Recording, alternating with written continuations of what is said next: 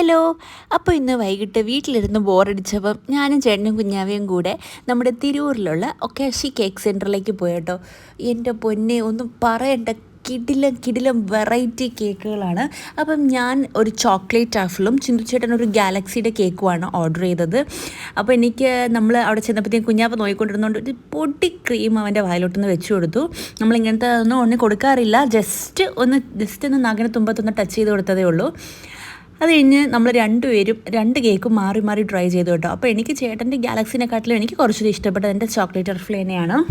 അപ്പോൾ ഈ കടയെ പറ്റി പറയുകയാണെന്നുണ്ടെങ്കിൽ അവിടെ നമ്മൾ പോയപ്പോഴത്തേക്കും നമ്മൾ മാത്രമേ ഉണ്ടായിരുന്നുള്ളൂ കസ്റ്റമേഴ്സായിട്ട്.